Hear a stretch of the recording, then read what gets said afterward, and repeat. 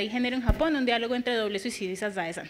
Pero aprovechando el hecho de que es la primera vez que interactúo con la mayoría de ustedes y que no nos conocemos mucho, entonces antes de irme a dirigirme brevemente a este título, haré como un par de comentarios que tienen que ver como con lo que yo hago en términos generales. Entonces, por eso, ¿alguien nos ayuda a pasar o yo? ¿Quieres que yo lo haga? Pero...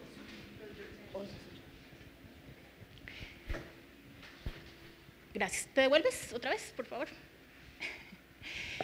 Bueno, lo primero que les quería contar es que básicamente mi interés por Asia nace básicamente como por una necesidad de hace muchísimo tiempo de entender nuevas lógicas. Yo siempre estaba en ciencias sociales y entonces era muy el tema de unas nuevas lógicas, otros discursos, otros posibles. Entonces mis primeras aproximaciones a Japón y a Asia fueron un poco de eso y desde ese momento se ha convertido en un ejercicio que es el que yo trato de replicar cada vez que hablo de Asia, de Japón y en las clases, por supuesto, de conocer, de tratar de entender, de asumir también una postura crítica y de volver otra vez a conocer para reconocer y digamos que es un ejercicio que tiene como última finalidad reconocer la postura del otro y reconocer la diferencia del otro para tratar de entenderlo y entablar un diálogo.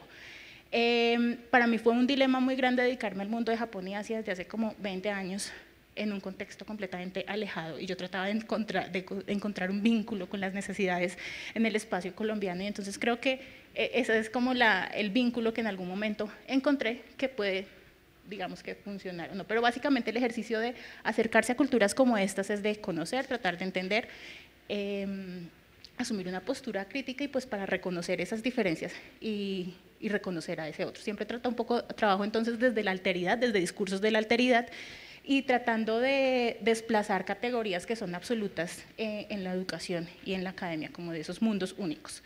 Puedes pasar, por eso puse como ejemplo, así como para que nos refiramos, simplemente este es el mapa del mundo que circula en Asia Oriental, es el mapa común, como entienden, y simplemente pues para recalcar el hecho de que desde donde estemos construimos mundo de una forma diferente. Si el mapa, los asiáticos orientales lo dibujaran siempre de la forma como es común en sociedades como la colombiana, a lo mejor Japón quedaría en un extremo casi que no se percibiría. Entonces, es la forma como ellos entienden el mundo, como dibujan el mundo, de alguna forma. Vuelvo entonces a Asia, que es el otro comentario que quisiera hacer. Hablo de Asia siempre, es la palabra que decidí usar y el concepto que decidí usar porque es el que me permite hasta cierto punto comprender la multiplicidad o la heterogeneidad que implica el concepto. Porque hasta cierto punto me ayuda a salir de categorías de subordinación, no necesariamente implica subordinación, pero asimismo porque pues sale de un orden binario del mundo en Occidente-Oriente que ha sido impuesto y que realmente no ha sido altamente cuestionado. La palabra Asia, el concepto de Asia sigue siendo problemático dentro de Asia misma, los asiáticos se preguntan, ¿quién es Asia? ¿Qué es Asia? ¿Cómo es Asia? Pero necesito nombrar ese espacio al que he dedicado como toda mi carrera y este es el que me brinda como la posibilidad de hacerlo. Entonces siempre hablaré de Asia, hablaré de Euro-Norteamérica, de Estados Unidos, de Europa. Vale. La siguiente. Ahora ya como para irnos acercando un poquito al tema de lo que estoy haciendo específicamente ahora, he pensado siempre que las categorías vengo desde el mundo de las ciencias sociales, o he trabajado mucho tiempo desde las ciencias sociales y desde los estudios culturales, entonces hablo de categorías de poder y creo que he hablado mucho tiempo de categorías de poder, digamos que las categorías de etnicidad y género han marcado la modernidad en Japón.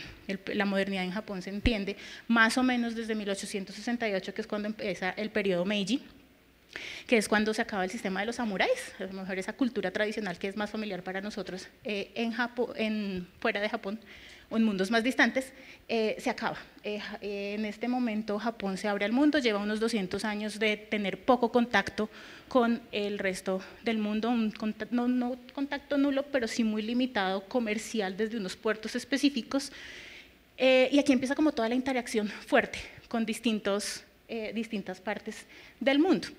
Eso hace que las preguntas que marquen el desarrollo de Japón desde ese momento, puedes pasar a la siguiente, tienen que ver con la identidad. Entonces, desde ese momento los japoneses empezaron a preguntarse ¿quiénes somos nosotros? ¿Qué es Japón? ¿Quiénes son los japoneses?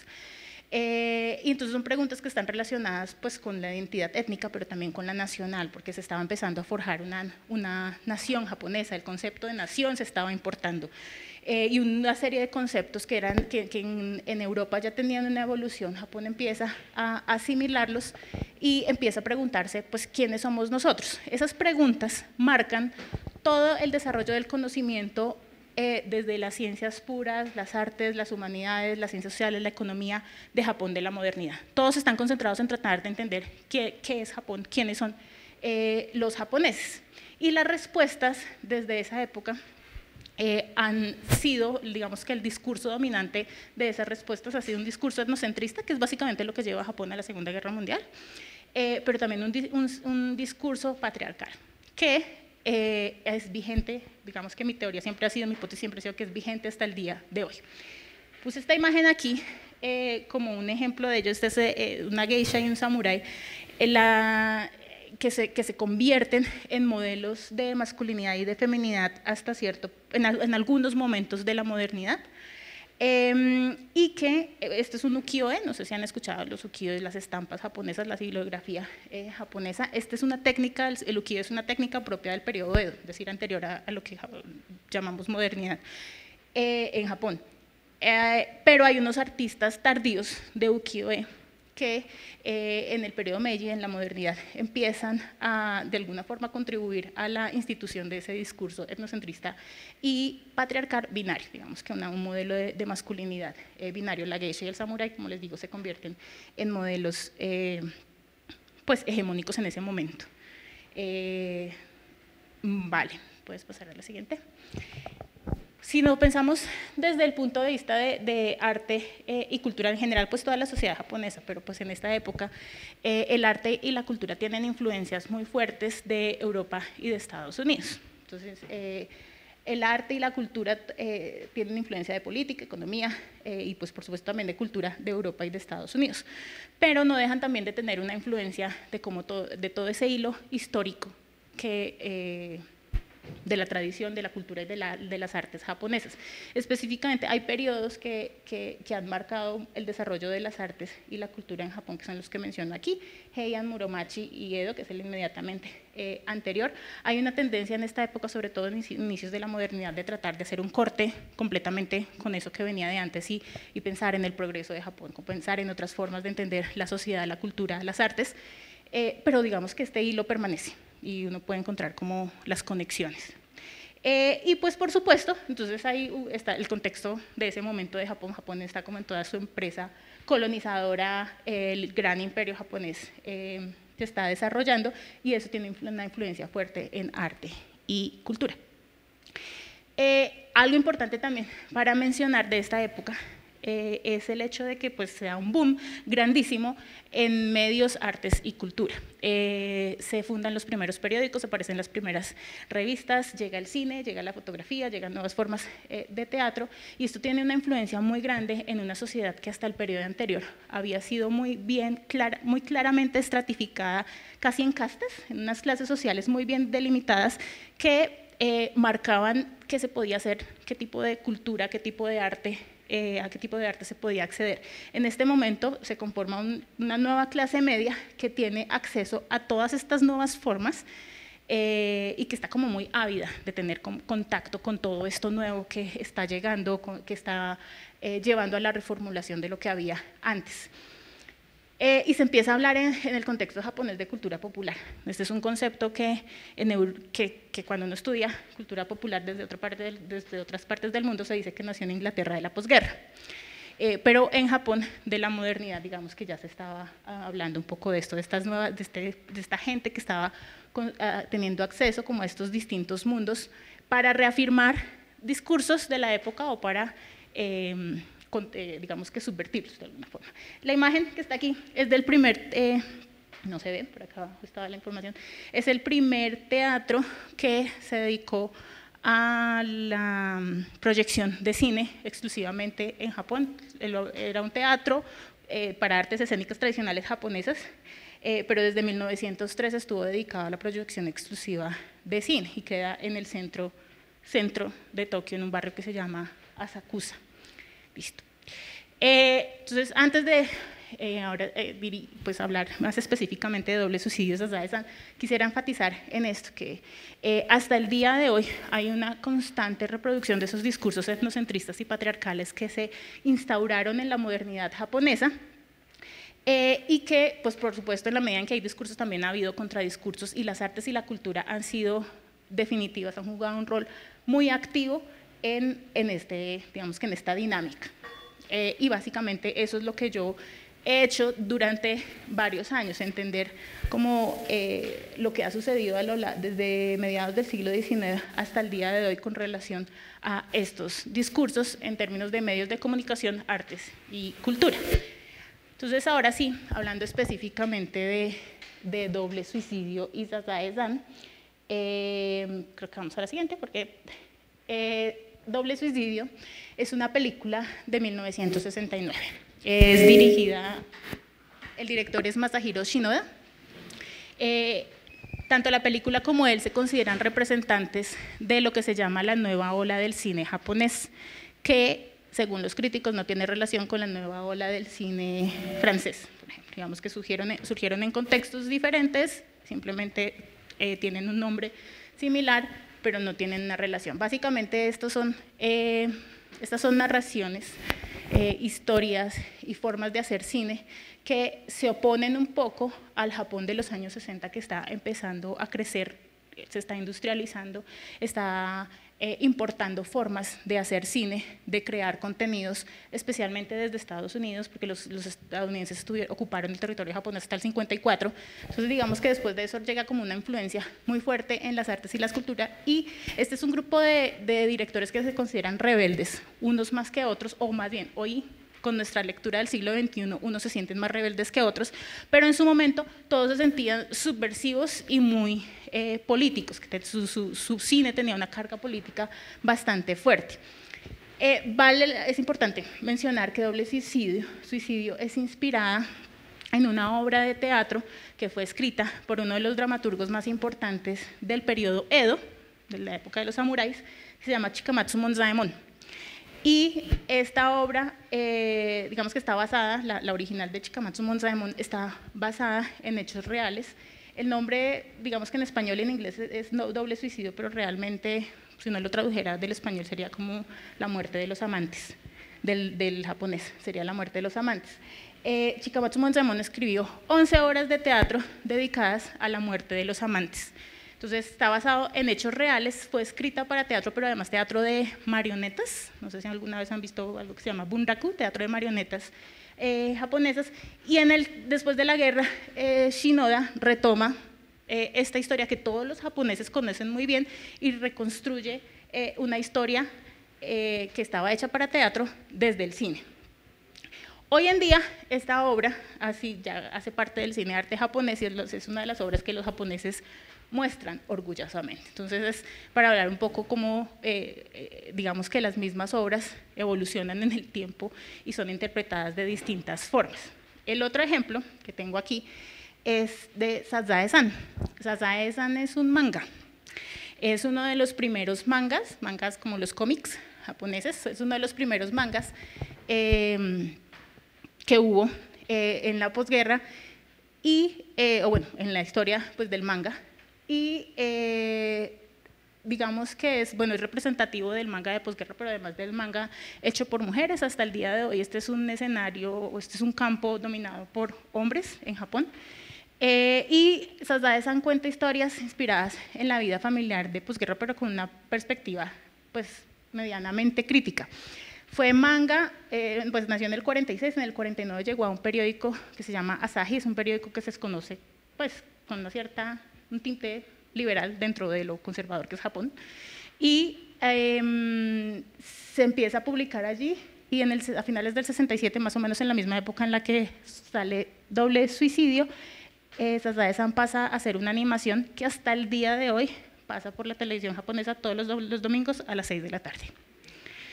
Es la animación más larga y el manga también la animación más larga de la historia. Entonces, en su momento, Sazae-san se leyó como contestataria política en contra de como el discurso que dominaba en la época, pero hoy en día pues sigue vigente a través de la televisión, es muy querida, es una de las imágenes más protegidas de los japoneses, está muy relacionada con la cultura japonesa y pues hace parte como de ese mundo, de los discursos canónicos dentro de las artes. Pasamos a la siguiente, quisiera que viéramos un minutico de Doble Suicidio, tal vez para entender algo más que voy a mencionar. Vamos a ver el inicio de la película, que es cuando se dice básicamente el título, el nombre de la película, y luego una parte de una escena. Entonces, si quieres la pones.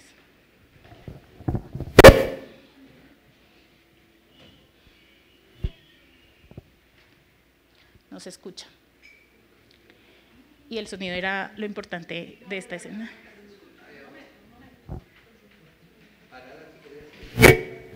Si quieres la devuelves, es una cosa de 30 segundos nada más. Pues voy contando porque es importante el sonido. Les decía que la película estaba inspirada en el teatro de marionetas. En el teatro de marionetas hay un tipo de canto narrativo que se llama yoruri, y ese es uno de los elementos del teatro que Shinoda usó para reconstruir la obra en el cine. Entonces lo que se escucha al comienzo es el título de la película, básicamente en canto o en narración yoruri, que es tradicional. Al fondo está escrita en japonés.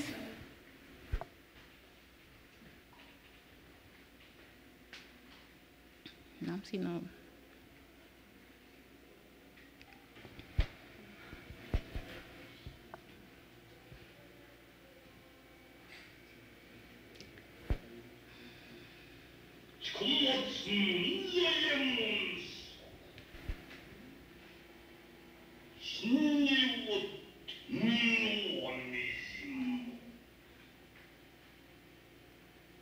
Y ya, ahí simplemente era eso. Esa forma de contar es propia del teatro de marionetas. Es, como les decía, un canto narrativo que se llama yoruri, y es uno de los varios elementos teatrales que Shinoda usa en la construcción de la película. Luego quisiera entonces que viéramos una parte de una escena así, desde ahí.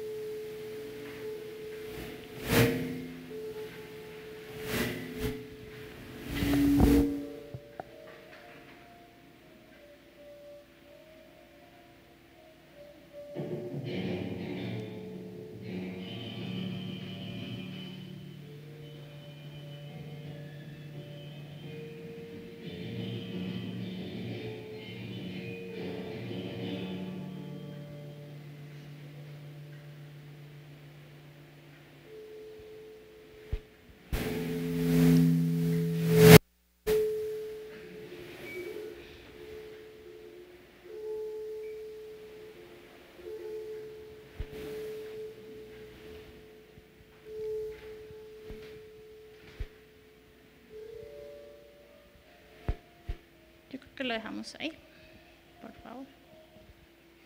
Vale, como les digo, solamente una parte de una escena es para tener unas imágenes solamente.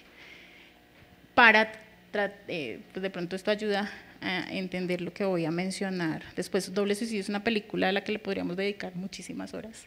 Aquí solamente estoy enunciando algunos elementos que pueden ser importantes. Esta película es del 69.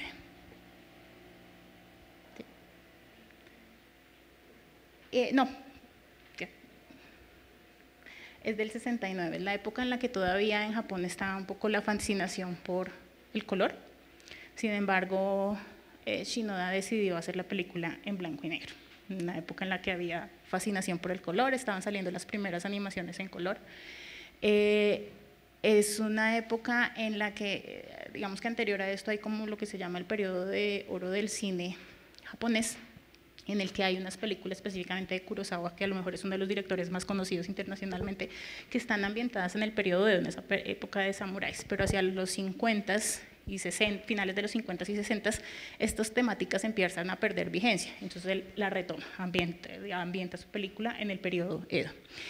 Y rescata algunos valores y algunas temáticas que son muy propias de la literatura y del arte premoderno, entre las que está el erotismo, es una de ellas, digamos, pero hay muchísimas otras. En una época en la que se está huyendo de estas temáticas, porque se está tratando de construir un Japón industrializado de posguerra que va hacia el desarrollo, y digamos que esa es como la tendencia del cine, es esa. Y como se dieron cuenta, les había mencionado, hay elementos de teatralidad muchísimos, que podemos, o sea, hay muchísimos y que son los que hoy en día se consideran que enriquecen la película.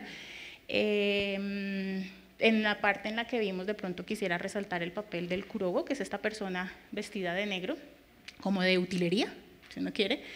Los kurogos son personajes o participan de forma activa en las artes escénicas tradicionales japonesas, y él decidió usar kurogo en la obra.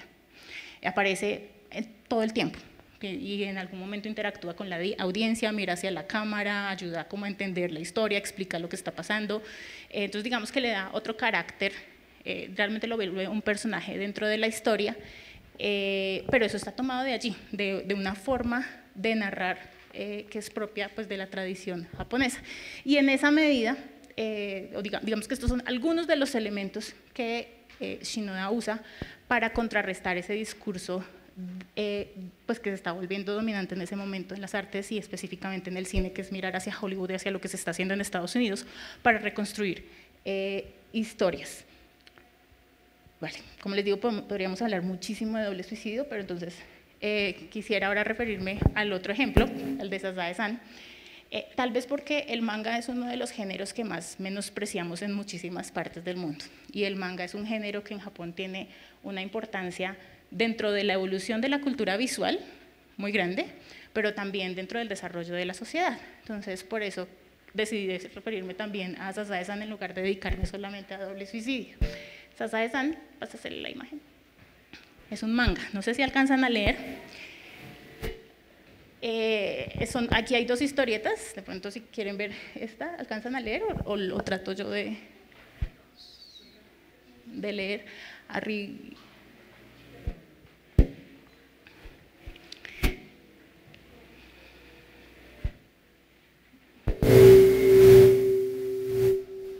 ¿Se alcanzan a ver o cuento yo más o menos? Aquí está el papá viendo televisión y entonces en televisión hablan de la separación o la alienación de los padres a los hijos, y luego están en la mesa comiendo con el hijo y la esposa y le pregunta al hijo que si le gusta tener al papá cerca y el hijo le dice que obviamente que claro que sí. Luego él sonríe con la esposa, están muy contentos porque el hijo quiere tener al papá cerca, y luego al final él le dice pues claro, porque es que de no tener padres es muy difícil encontrar un trabajo, es una limitante para encontrar un trabajo. Lo que hace Sazae-san con estas historias es criticar un modelo de familia que considera que ya no existe y que ha sido impuesto.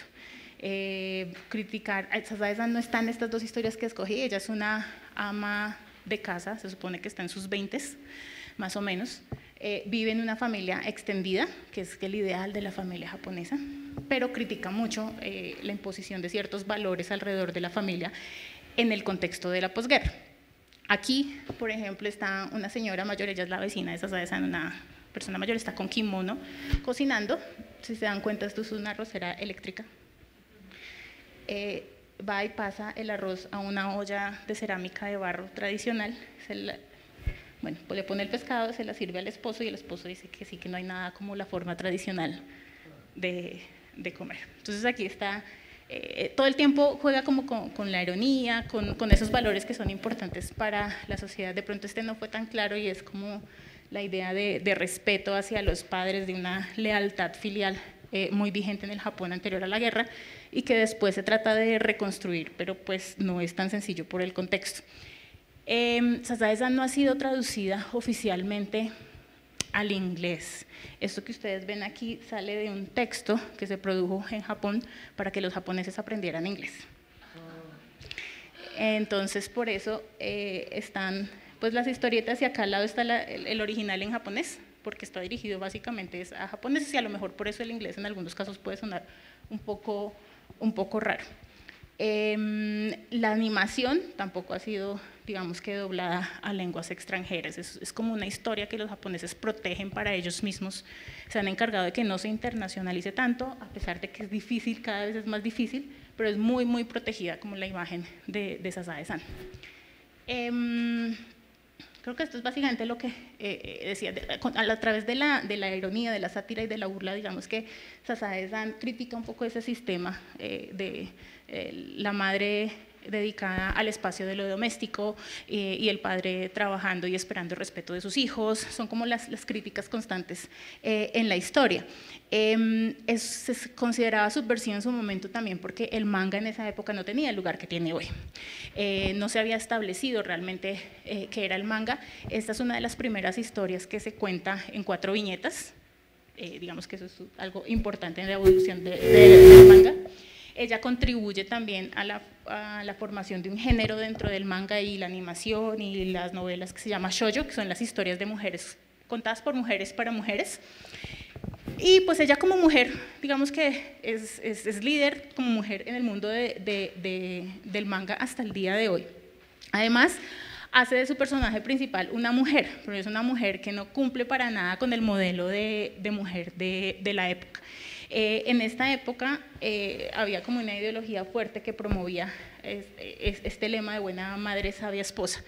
Hasta la Segunda Guerra Mundial esto había sido política impuesta por el gobierno, entonces había un montón de leyes que estaban tratando de que las mujeres cayeran debajo de esta ideología buena madre, sabia esposa.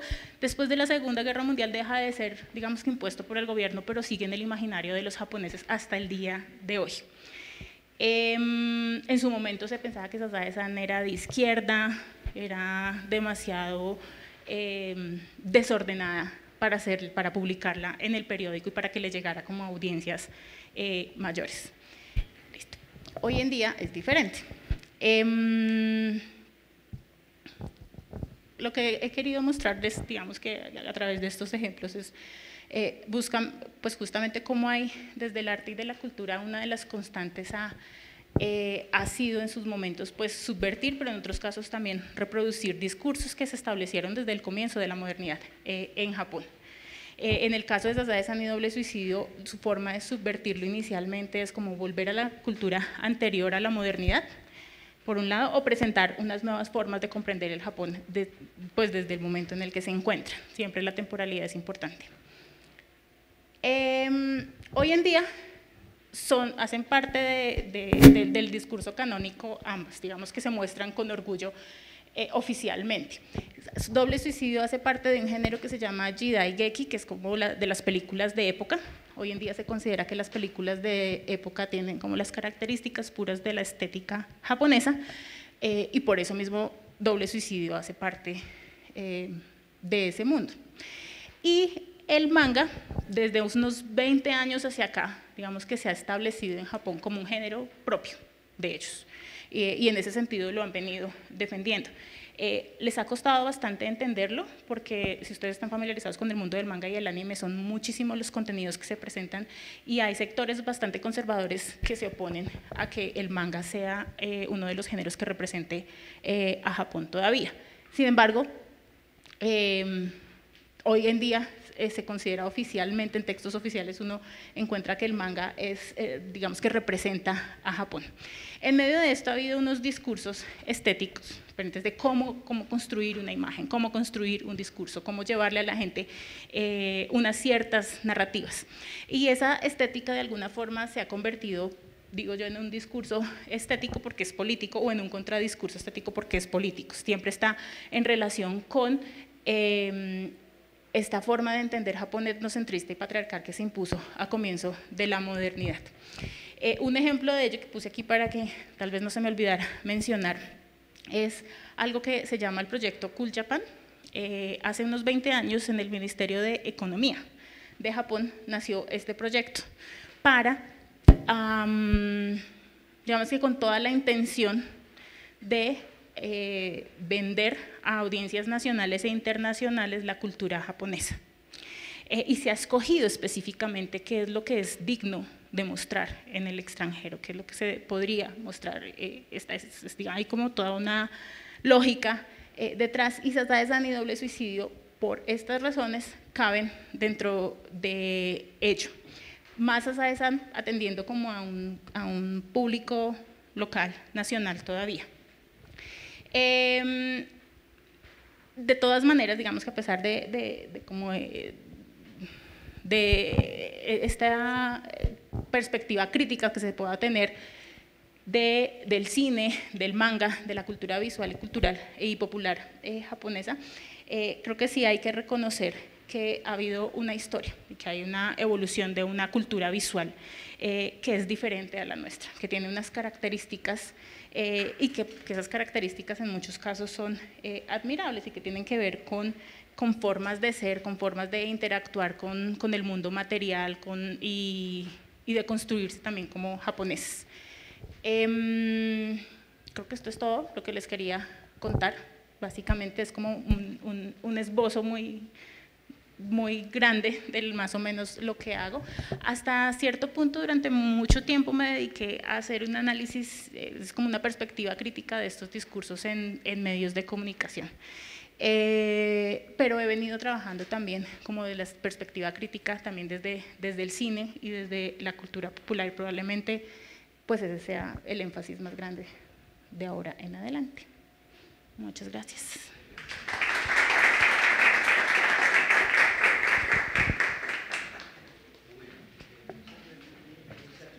Vamos a hacerle guardar sus preguntas y al final hacemos un conversatorio.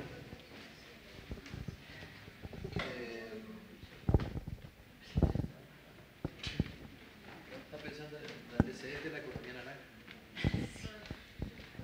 Bueno, ahora seguimos con Ian Middleton.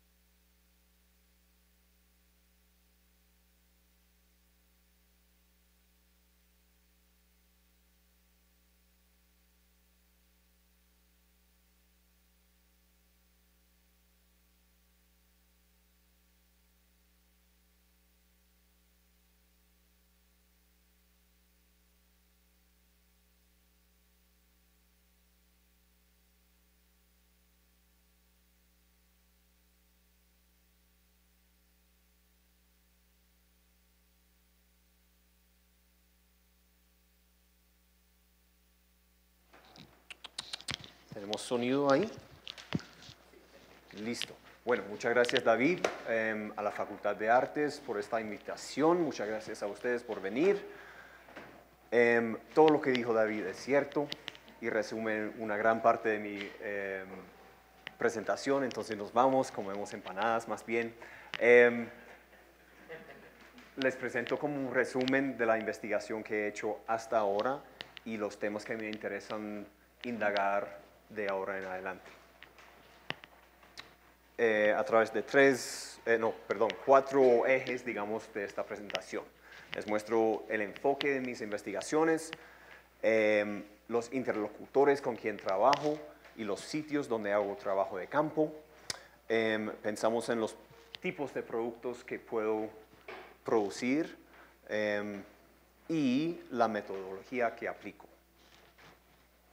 Entonces, todavía tengo que convencer a mis papás que un etnomusicólogo existe y que soy yo.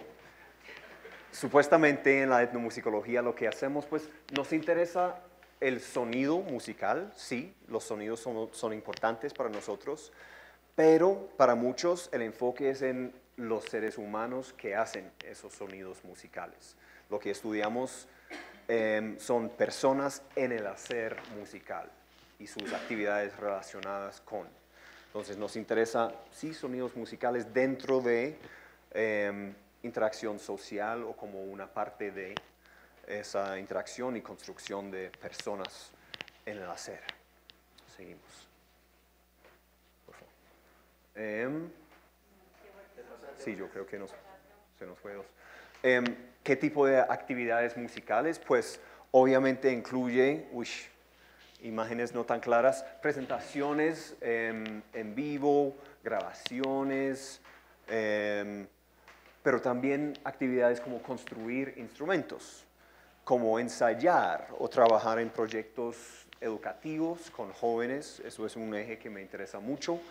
Pero también prácticas muy informales, reuniones en la calle donde se toca música más o menos espontáneamente y discusiones acerca de esas actividades cuando no está sonando nada, pero esa teoría musical sale, esa teoría musical particular de cada grupo cultural sale en esas discusiones. Trabajando aquí en Colombia, más que todo en las dos costas, un tema que me llamó mucho la atención es pues, estos ciclos de violencia y desconfianza que vemos como parte del conflicto civil. Hoy en día amplío un poco mi tema para pensar no solamente en desconfianza, sino también en la falta de empatía que vemos en muchas interacciones y conducta antisocial entendida de manera muy amplia, exclusión, imposición de cierta forma de poder, y eso cómo puede mantener maneras de ser que son violentas, también en varios sentidos. Me interesa no solamente la violencia física, de masacres, matanzas, mutilaciones, sino también pues, violencia más simbólica en el sentido de exclusión o de imposición de ciertas maneras de entender el mundo, violencia de género, de sexo. Todas esas violencias van dentro de mi visión de lo que es importante aquí. Y lo veo, pues, sé que vengo de afuera no para resolver todos los problemas que hay aquí, no me creo Jesús ni nada, pero sí me siento comprometido con el esfuerzo de muchos colombianos y gente de otras partes de tratar de hacer algo para mejorar las cosas aquí que estamos viviendo todos. Seguimos. La pregunta más grande en mi investigación es, ¿será que prácticas musicales de varios tipos pueden ayudar a romper esos ciclos? Esa es la pregunta fundamental. Y en tal caso, ¿qué es lo que funciona y por qué? ¿Cuáles son las dinámicas aquí que permiten cambios culturales y sociales? Un poco más formalmente me interesa analizar y apoyar las dinámicas psicosociales, culturales y sonoras de proyectos musicales que buscan contribuir a la convivencia no violenta. Suena bastante enredada, pero esa es la idea central de lo que busco hacer. Entonces me interesa el impacto de interacciones musicales, no solamente lo que pasa en el momento de tocar juntos, sino el impacto duradero en cuanto a la confianza, la capacidad de empatizar y de demostrar o de ejercer esta conducta prosocial que quizás puede generar cambios sociales y culturales. Ahora este color es como un zapote, les juro. Vamos a pensar en los lugares y las personas con quien trabajo. Si pasamos, quizás hay un video, estaba funcionando esta mañana en mi computador. Vamos a ver si funciona aquí. No. Bueno, ¿será que intentamos el otro archivo?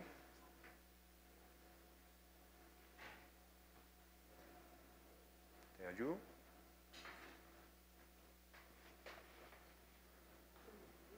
Bueno, ¿no hay cómo?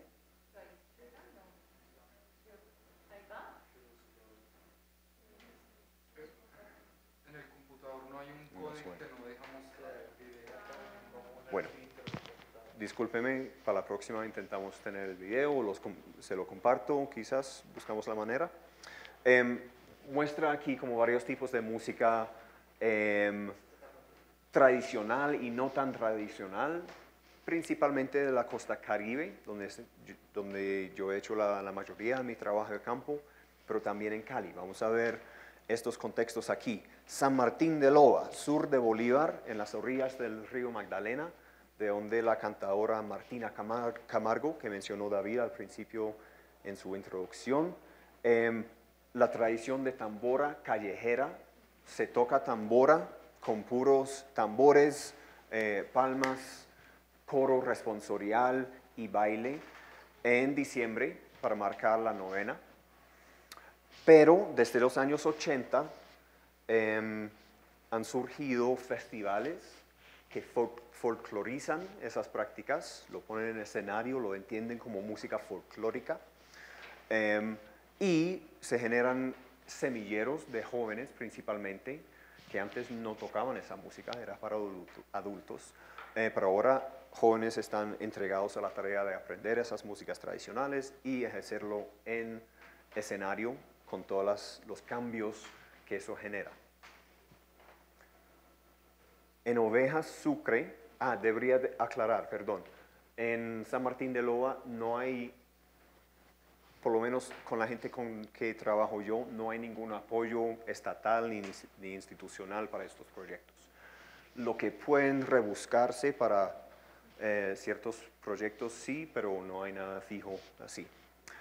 En Ovejas Sucre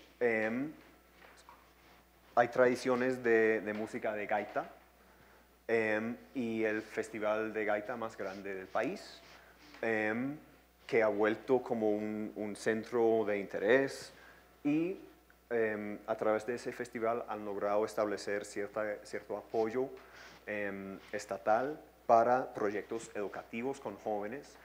Y siempre con estos festivales rueda el discurso, estamos haciendo paz con la música. Pues, en tal caso, demuéstrenos cómo funciona, cuáles cambios han habido a través de estos proyectos educativos o musicales. Eso es mi labor, demostrar qué está funcionando aquí y qué no tanto. Voy a empezar a trabajar con ASINCH, la Asociación de Investigaciones Culturales del Chocó, liderado por Leonidas Valencia, el bombardinista que ven aquí tocando, y Ana María Arango, profesora de la Universidad del Chocó en Quibdó. Ellos llevan muchos años trabajando no solamente en investigación, sino proyectos de impacto también, más que todo, otra vez, educativos, con jóvenes, con una variedad de músicas locales y prácticas de baile, por ejemplo. Si quieren ver algo espectacular, busca Baile Exótico del Chocó. Interesantísimo. Es como los bailes de Michael Jackson de los años 80 y 90, como digeridos por los chocuanos y expresados de manera increíble.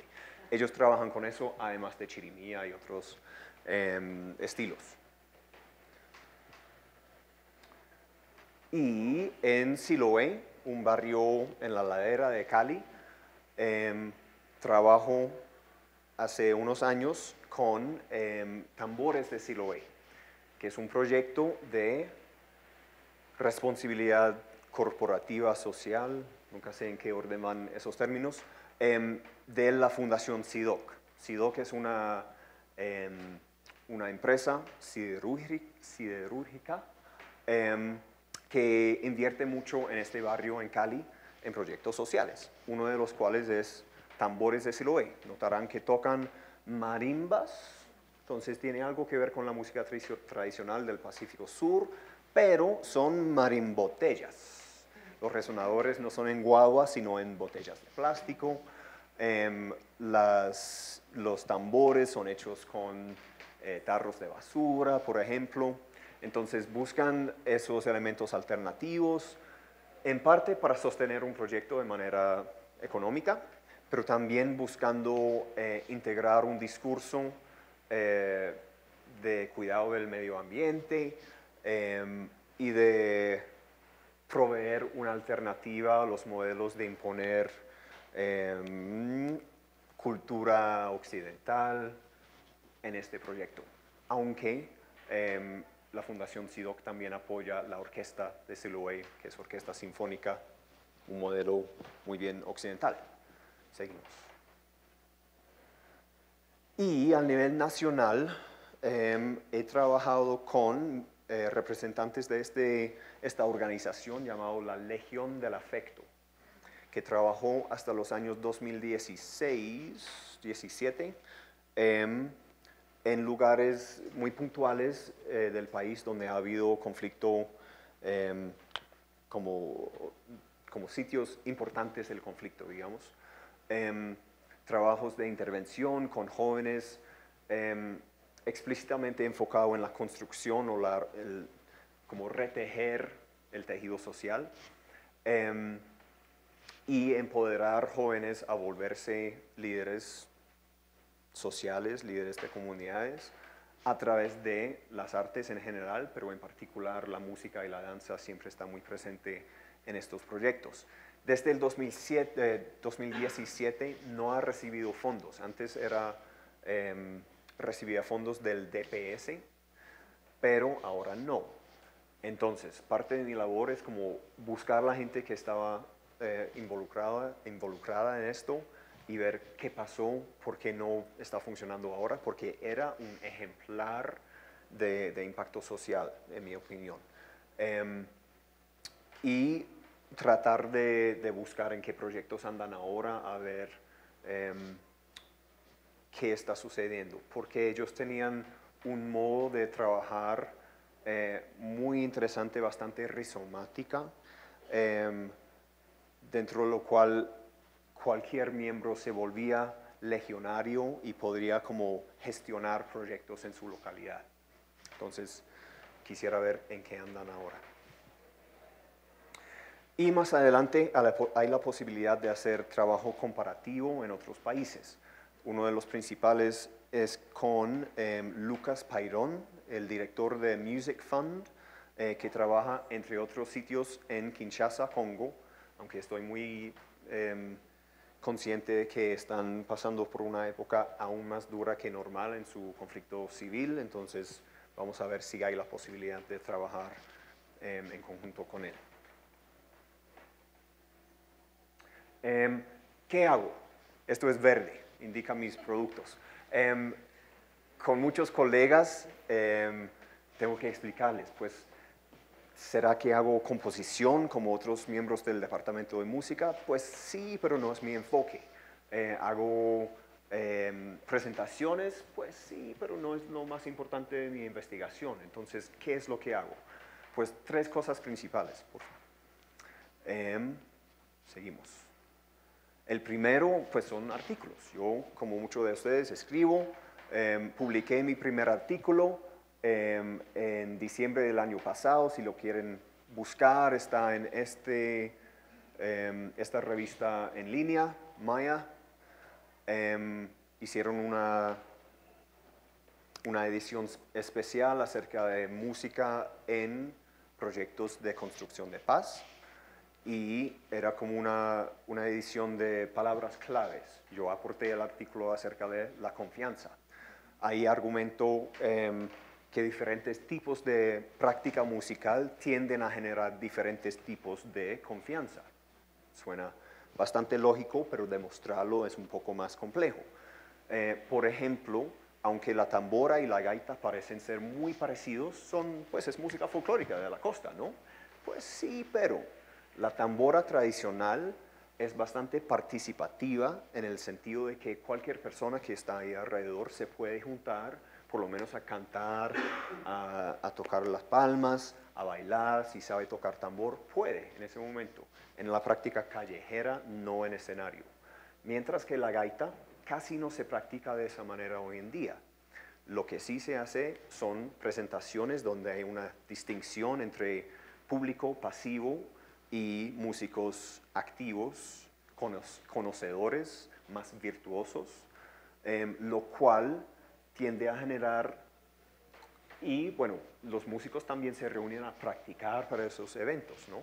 Lo cual tiende a generar formatos más pequeños de músicos, máximo 6 personas, que tienen mucha confianza entre sí, pero tienden a desconfiar de todos los demás gaiteros, porque están en constante competencia con ellos por recursos, por todo. Entonces se tienden a formar confianza profunda entre esos grupos pequeños, más no la confianza amplia, delgada, que es lo que pues necesitamos de los dos para generar una sociedad saludable, digamos. Pero entre más música virtuosa, entre más nos enfocamos en eso, más tenemos la tendencia de generar competencia entre los participantes. También estoy involucrado en la organización de, digamos, presentaciones y eventos con los músicos con quien trabajo. Por ejemplo, en julio de este año vinieron Tambores de Siloé a Bogotá. La fundación apoyó, 5 minutos o ya, ok. La fundación apoyó la llegada de ellos, de 13 niños, más sus profesores aquí a Bogotá, para presentarse dentro del Symposium. SIM es Social Impacts of Music Making, una organización que realizan un simposio cada año en una ciudad distinta del mundo. Este año fue en Bogotá. Y los muchachos de Tambores de Siloé tuvieron la oportunidad de hacer una presentación didáctica, conocer otros músicos y personas interesadas en estos temas de impacto social de la música. Y los que dirigen el proyecto, algunos tuvieron la oportunidad para venir a ver todo el congreso y a exponer lo suyo a través de esta presentación didáctica. Seguimos, por favor. Este mes, sí, al final de este mes, del 24 al 26, vamos a tener varios talleres con José Álvarez, que es profesor de la Escuela de Música Lucho Bermúdez, un gaitero con quien yo he trabajado mucho tiempo. Esa escuela de Lucho Bermúdez me parece uno de los más bien pensados en cuanto a la meritocracia del proceso de contratación, que muchas veces no pasa en la costa, se tiende a volver muy clientelista ese tipo de proceso, pero ellos, desde lo que yo he visto, han logrado romper con eso y dar empleo a personas que realmente van a tener un impacto importante en esa comunidad. Joche es uno de ellos. Él va a venir a Bogotá a demostrarnos cómo tocar gaita, cómo fabricar gaitas, y eso nos va a brindar la oportunidad a grupos de estudio como el SER Musical, que tenemos un representante aquí, y a miembros del Ensamble del Caribe, que tenemos otro representante aquí, ver este tipo de práctica musical en carne propia, ¿sí? En carne viva y con Joche. Y vamos a realizar entrevistas con él mientras tanto, que contribuye a mi investigación. También planeo realizar el primer simposio de música y convivencia o algo por el estilo en noviembre del otro año, pues probablemente será el 2021 ya, porque estamos esperando fondos del FAPA, pero la idea es generar estos espacios, es por culpa mía, no es por culpa de los que trabajan en eso, siempre demoran las cosas. Sí, la idea es tener espacios académicos, de convocar académicos que están trabajando en temas parecidos. Entonces, la metodología, rápidamente, lo que hago yo, seguimos, es etnografía aplicada, o sea, que tiene un fin de ayudar a las personas con quien trabajo, comparativa de varios sedes, con un acercamiento fenomenológico y semiótico. Como Betsy, mi compañera aquí, pues me interesan los significados que rodean dentro de estas prácticas creativas y la experiencia de las personas que lo viven. Reorganizado un poco, eso deletrea una metodología bien eficaz, lo siento mucho. Dentro de lo cual desarrollo y analizo el repertorio de signos que tienen sentido para las personas con quien trabajo. Entiendo que, digamos, pertenecemos a grupos culturales muy distintos, pero la idea es a través del tiempo que nuestros horizontes de entendimiento se acercan, se mezclan. Me interesa más que todo los hábitos, no tanto la representación, sino los hábitos que promueven convivencia. Me interesa cambios culturales. Veo mi investigación y mi trabajo como un método, una manera de desilenciar ciertas violencias del pasado, de documentar y analizar historias. Entonces, en eso tenemos mucho en común con los colegas que hablaron hace 15 días. Y sí, lo que he mostrado ahí, lo que he hablado hasta ahora, demuestra mi última intención. Y la idea es que todas estas actividades, cada uno complementa al otro y ayuda a fortalecer la producción académica, los eventos y además los procesos que analizo. La idea es que toda esta información se devuelve de varias maneras, con edición dialógica de mis ideas y las de los interlocutores, para que los procesos se puedan mejorar en campo. Entonces, eso eran los 4 ejes de mi presentación, para que recuerden bien por los colores que se ven tan claramente. Muchas gracias por su tiempo.